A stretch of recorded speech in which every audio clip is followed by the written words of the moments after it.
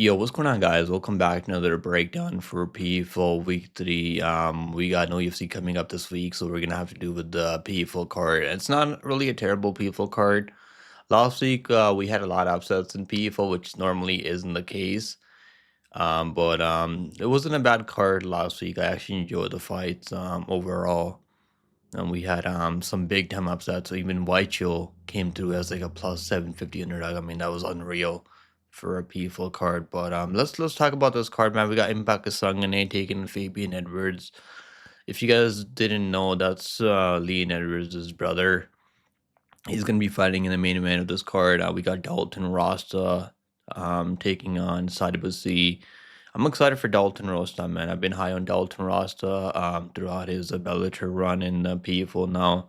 So we'll see how he does against Sadibusi.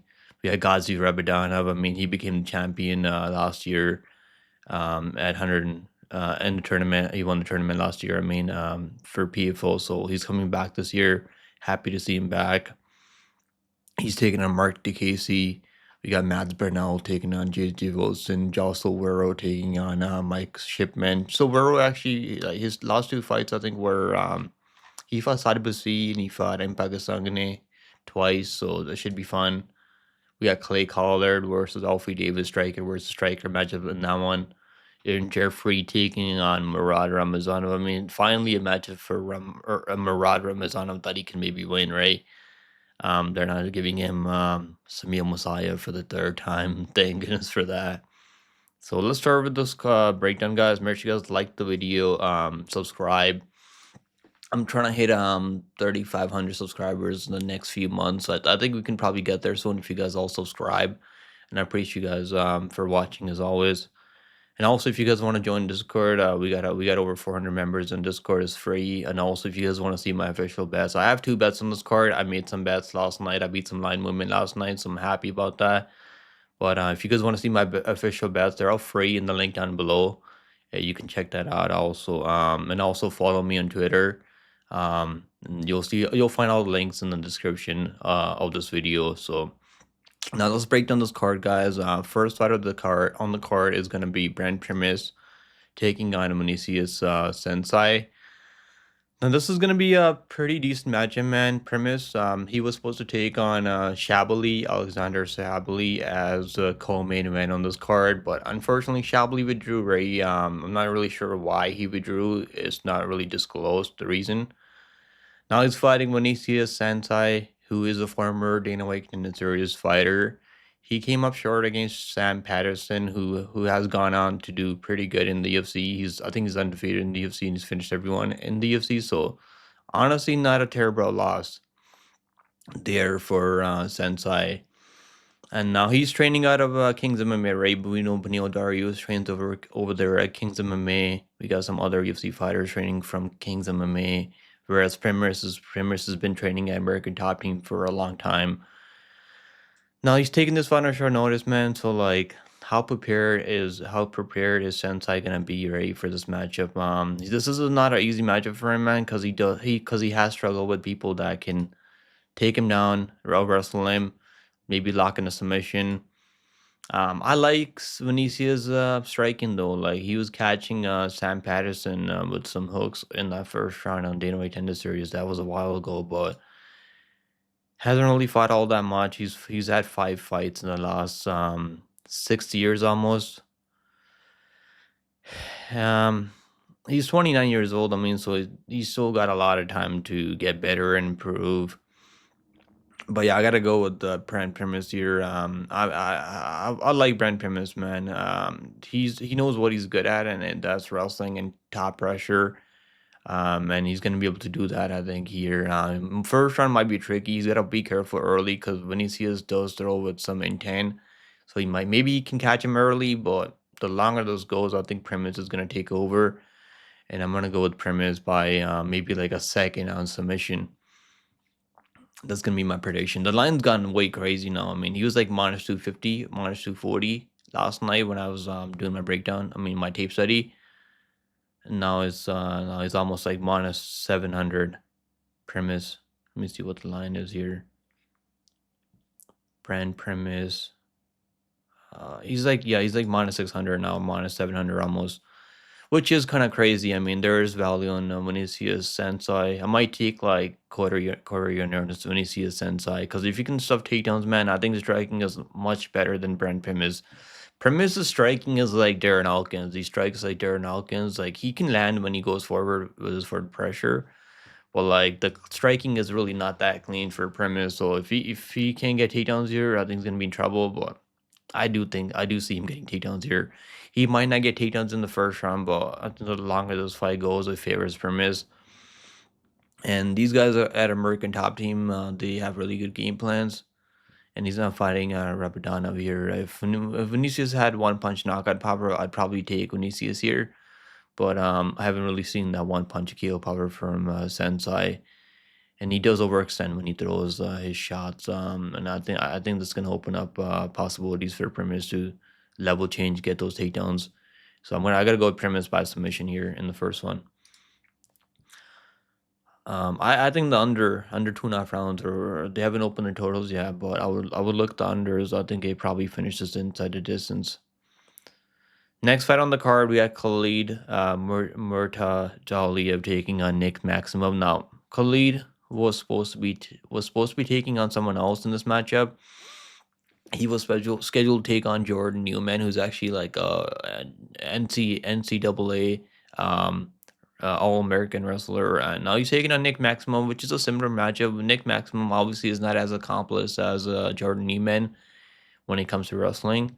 But he can definitely wrestle, man. We've seen this guy in the UFC. He's gone up against some pretty decent guys in the UFC, and he went 2-2 in the UFC, which is not terrible. I mean, they cut him. The reason they cut him was because his style was really boring, and he wasn't really doing anything. He's like he fights like towards Finney, because it's all wrestle, wrestle, wrestle, and he doesn't really land any damage or go for submissions. So this is probably gonna be easier matchup for Murtazaliev because I was leaning towards picking Jordan Newman against Murtazaliev. Now this fight's gonna play out like this. I feel like it's gonna depend on who's gonna have the better scrambles and who can capitalize on each other's mistake when they make a mistake when they're grappling. Maybe lock in a submission, but the way I see this one going, man, I think it's gonna be a 15-minute fight. I don't really see anyone finishing in this fight. I don't really see anyone finishing this fight, so probably goes all 15 minutes. I think the overs are pretty live here. And I do think this is a better matchup for Khalid than that Newman matchup, right? Because he's not fighting someone that's going to be able to outstrike him on the field. Because Jordan Newman's striking is getting really good. Whereas Nick Maximov, like, his striking is just not really there. He's training out of Nick Diaz's academy. But I'm not really high on his striking. And he's going to need his... If he's going to need to wrestle for 15 minutes to win this fight, and I'm not sure if I see that happening. So give me Khalid to win by decision in this one. I think he can out wrestle or he can outstrike a Nick Maximov on the feet, but Nick Maximov is 27 years old. He's still really young, man. And this is a big opportunity for him. But I don't know. I just wasn't impressed by Nick Maximov over the Said Magomedov, who's an absolute can, and he just couldn't finish him. He should have finished this guy, bro. Like this guy is like he's been finished like 6 times, man, and he's like 7-9, bro. You gotta go out there and like finish this dude. But his losses aren't terrible. I mean, Jacob Malkoun is a good wrestler. Andre Petrovsky is a good wrestler also. Punahele Soriano can strike also, so and Punahele Soriano, I mean, if we're gonna go based off damage, I think Punahele Soriano won that fight in all fairness. Because I watched that fight back and I mean, fair play to Maximov for going out there and wrestling him, but he really didn't do a single. I don't think he landed a single damage in a single shot over Punahele Soriano. He just kept like level changing and going for takedowns, which he can do that, right? And that's why they cut him.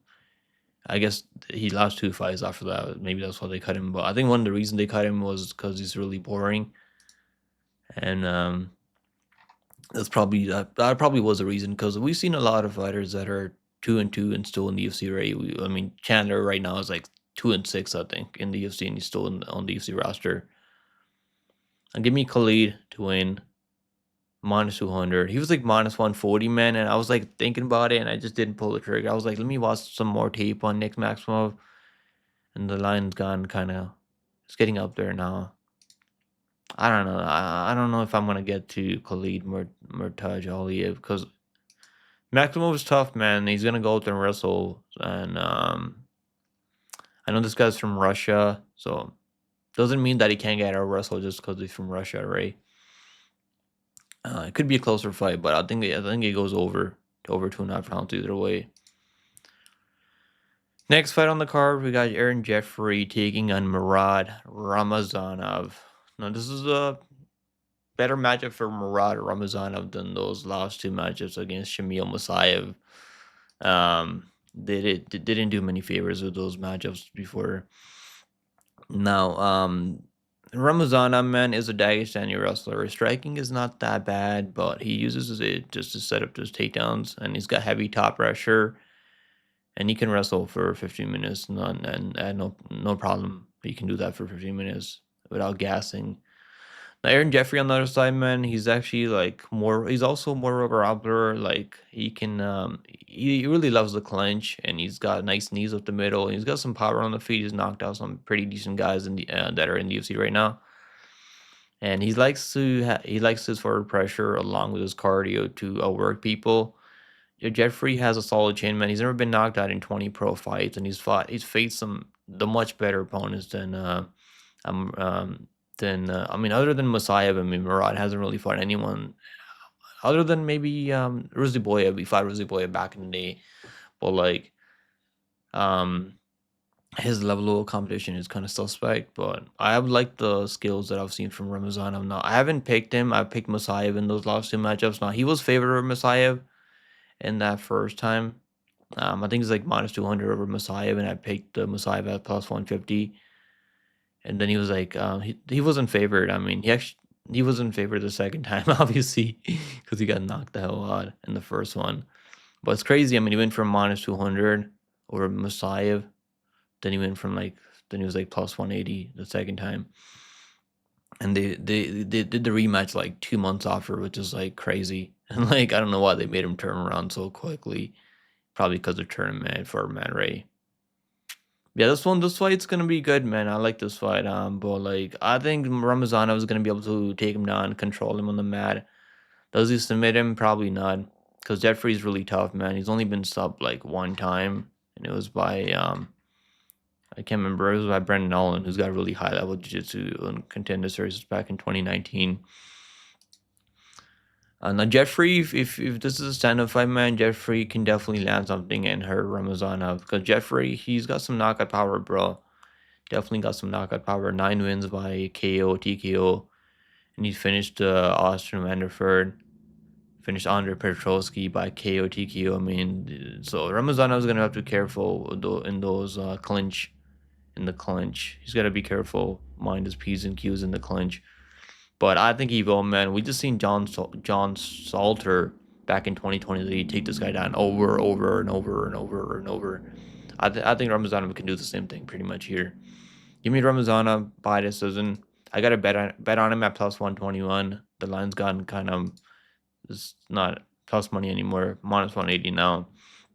Give me Murad Ramazanov by decision. Damn, I'm picking all. No, I picked the first fight by submission, I think. The second fight by decision, and this one goes. I think this one goes over 2.5 rounds. Honestly, I see this one going over. Next fight on the card, we got Clay Collard taking on Alfie Davis in this spot. Now, Clay Collard, man, he struggles with people that can take him down, obviously, and that can wrestle. Well, yeah, this is a striker versus striker matchup, so I don't know if I see anyone shooting takedowns in this matchup. Highly unlikely that anyone's out there trying to like have a wrestling game plan in this fight. But Clay Collard has really good boxing, and he used to box before, and doesn't have a lot of knockout power. But he's one of those guys that can break you down with volume and pressure. He's got good cardio. If he's only striking, if you make him grapple, then his cardio really isn't all that great. No, He has decent cardio when he's obviously not grappling, but Davis is a much better kickboxer at range. He'll throw some front kicks, spinning attacks, elbows up close. He's definitely the more dynamic striker here against Clay Collard. And this is gonna be a fun matchup, man. I want to see how this one plays out because it's gonna be a striking matchup. And if anyone shoots takedowns, I could see Alfie Davis maybe level changing, getting a takedown. I've seen him wrestle before in some of his fights.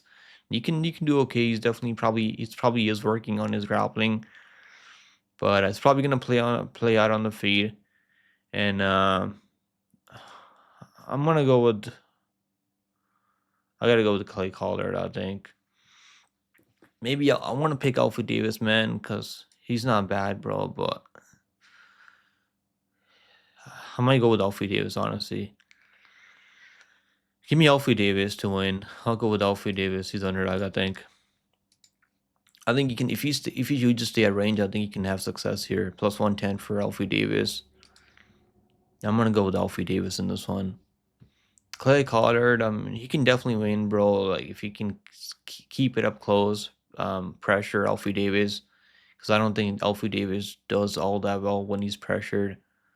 But I could see Alfred Davis dancing on the outside, moving in and out of range, landing those leg kicks, body kicks, spinning attacks.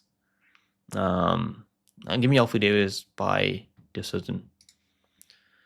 Next fight on the card, we got Joel Silveira taking on Mike Shipman. Now this one's a pretty straightforward matchup. Silveira is a good wrestler, who has improved his striking in the past couple years. He brings solid cardio, and he's gone 5 rounds before against Impa in the finals in 2023. Silveira has a really good chain, man. He's never been finished in like I don't know how many fights he's got at this point, but this guy's training at American Top Team. Him and Primus. Um, and he's got the way to beat him is you gotta land the better shots on the feet. You gotta out wrestle him like Impa was able to do. Well, if you can't do that, man, you're gonna have a hard time with Silvera. Shipman has decent striking, and he's knocked out some people, but the people that he's knocking out, I mean, aren't all that good. And he's been knocked out a few times himself, so I trust Silvera's durability more here, and he's training at a better team, and I think he can take down Mike Shipman. Shipman will throw some with some power though, so maybe you can catch Silvero, but like I think Impa hits way harder than Shipman, and he couldn't really knock him down, or I don't think he even knocked him down. To be fair, give me Silvero by KO TKO. Damn people, give me Silvero by knockout. I think he can knock out Mike Shipman. Silvero right now is minus 240. Yeah, give me Silvero by KO TKO. Next fight on the card, we got Matt Burnell taking on JJ Wilson. Man, this is a good matchup. I mean, I've never really been too high on Matt Burnell in the past. I think I picked Clay Collard over him. I picked Elwin Espinosa over him. I did pick him over Michael Dufort, and he got club and sub in that one. I can't remember who I picked in that one. That was a while ago. But yeah, Matt Burnell, he's training over there from Extreme Couture. And normally these guys have really good takedown defense, right? At Extreme Couture, and they have really good game plans. I mean, the coach over there is Eric Nixick, and he's a pretty decent coach. I like Eric Nixick. Mads Bernal can do everything pretty well. He's got really good cardio, good footer pressure. He can kickbox. He can wrestle you, and he's only 31 years old. I don't know why I thought this guy was like 35 or 36 years old. I guess he just has that look. He looks older than he is. Well, JJ Wilson on the other hand, he's dynamic striker, and he won the first round over Rabadanov. He was looking good out there, out kickboxing Rabadanov, and Rabadanov had to level change, go for takedowns because he wasn't really doing all that well on the feet against JJ Wilson. And Rabadanov got a takedown in the second. I think Wilson was winning the second up until he got taken down in the late second round. Then in the third round, Rabadanov came out there, took him down early, and wrestled him. His get up game, like, it really isn't all that good. JJ Wilson, I mean, And he can be taken on, right? And he beat Vladimir Tokov, and he beat Mansur Bernoy, who is a good wrestler. I mean, Mansur Bernoy, and he can grapple and control. He's really big for the weight class, by the way, Mansur. Man, this one's tough, man. Am I gonna keep fading Mads Burnell? I might have to. I might have to. I'm not. I don't know. I don't know. I'm not really a Mads Burnell guy. He keeps winning somehow, but I might have to keep fading this dude, bro. Give me JJ Wilson by decision. I think he can win this one, man. I think he's got better kickboxing from range. He can be taken down though, so that's my concern with JJ Wilson. But I'm gonna go with JJ Wilson. He's still 27 years old, 5'11". He's gonna have the reach advantage here. He's got to capitalize though on the reach advantage. He can't let Matt Burnell dictate the pace of the fight, because if you just let Matt Burnell fight at his own pace, he's gonna just run away with the scorecards. Give me JJ Wilson to win. I'm gonna keep feeding Matt Burnell until I get it right. Let's see what the odds are on this one. Minus 143 for JJ Wilson. Man, I don't know. This one's definitely tricky matchup, but I'm gonna go with JJ Wilson. Next fight on the card, we got Ghazi Rabadanov taking on Mark Diakiese. Um, I'm not really a Mark Diakiese guy. I did bet him in his debut in Bellator, and he fair play to Mark Diakiese. I wrestled Tim Wild, but man, this guy has his cardio is highly suspect, highly suspect. His cardio. Now he can go out there and get takedowns on people, right? He's a good wrestler and he can control people, but doesn't really do any damage. And his cardio looked terrible in his debut in Bellator over Tim Wild as a striker and not really a grappler. Rabadanov, on the other hand, he can do everything pretty well.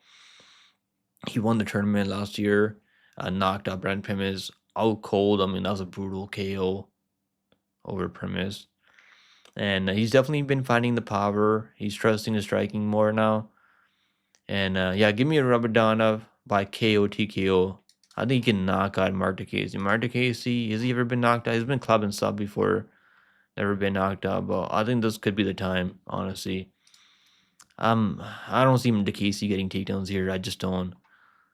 The line is minus 500 for Rabadanov, but I guess it makes sense because I just don't see Diakiese wrestling Rabadanov. He's gonna have to do it for 15 minutes, and I just don't trust his cardio and his striking. He does have some nasty, like good leg kicks and stuff, body kicks early though in the first round, so he's gonna have to catch Rabadanov early. But I think this is Rabadanov all day long. I think Rabadanov is a good parlay piece, even at minus 500. Honestly, minus 500. I mean, it was minus 475 almost, minus 450 almost at one in this morning. But yeah, give me Rabadanov, good parlay piece, even at minus 500. Next fight on the card, we got Dalton Rosta taking on Sadibasi. Now, I got a really good line on Dalton Rosta at plus 170. I wish I put more on it. But yeah, Dalton Rosta training over there at American Top Team for the last few fights, and we took him as underdog over Norbert Nowensi Jr. Hopefully, I'm not butchering his name. Well, Dalton Rosta can wrestle. He can strike. His cardio looked kind of like shit in that Aaron Jeffery fight, but Aaron Jeffery has really good clinch work, and he can kind of like land those knees up the middle.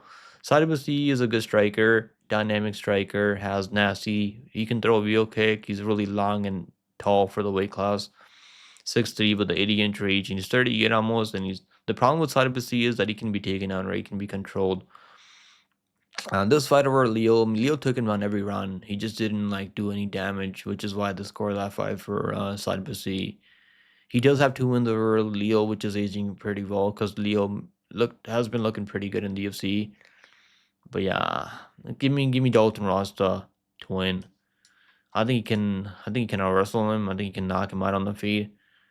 Sadibasi is tough though. He's got a chin on him though. He doesn't really get knocked out all that much. But I'm gonna say that Rosta can put those hands on this dude and beat him by decision or by KO. I'm gonna say Dalton Rosta by KO TKO. I think can hurt this dude, man. Now Sadibasi, if Dalton Rosta doesn't close the distance, and Sadibasi lets him stay at range and pick him, throw those kicks from range, then he's gonna have a hard time against side of a C. But I think Dalton Rosta knows what the game plan is in this matchup. I'm sure he watched a ton of tape on side of a C and has been watching this guy in PFL for a while. Yeah, give me Rosta by KO TKO. He's almost even money now, -110. I got him at +170 yesterday, so I'm happy about that one. -110. I still think even money as I would still take Dalton Rosta, but I don't know. +1 plus money on Dalton Rosta is way better than -110. Because I think he can win this fight, but if he's like -140, -120, -150, then I would not play it. But -110 still not too bad. Alright guys, main event of the evening. Make sure you guys like and subscribe. I appreciate you guys. If you guys like the video, helps out with the YouTube algorithm. Now we got Impact Kasanganay taking on Fabian Edwards.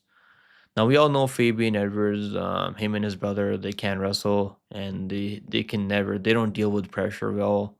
Fabian Edwards obviously he's a decent striker like his brother, doesn't have a lot of KO power, but he can he's technician obviously more like he's probably gonna be the better technical striker than Impact Sangane in this matchup. This guy struggles with pressure and he can defend takedowns.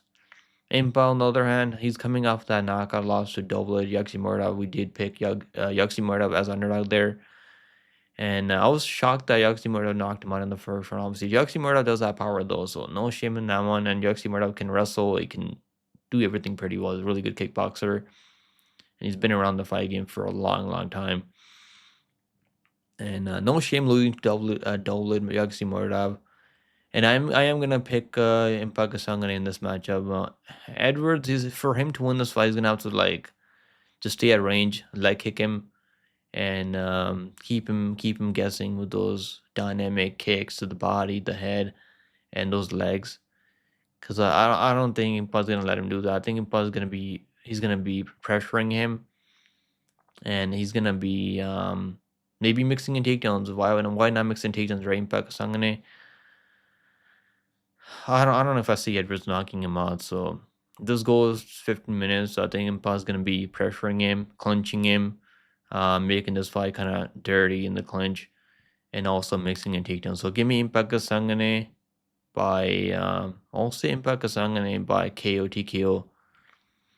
I don't know. I don't know if he knocks him out though, because this guy is pretty tough. But no, he's only been knocked out by Ablin when he got taken on. But give me Impa. I think you can outwork him even.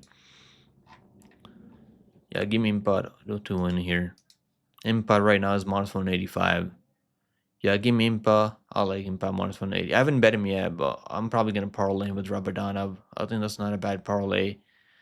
It's probably gonna get you like close plus money. Rabadanov, Impa Kasanganay. Maybe you can throw another leg in there. Maybe the over in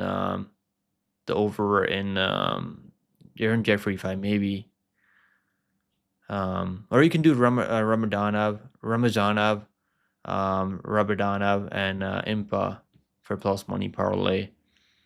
I haven't parlayed anything yet on this card because they don't let you bet online. They don't let you parlay early in the week. They let you do it later, which is kind of bullshit, honestly.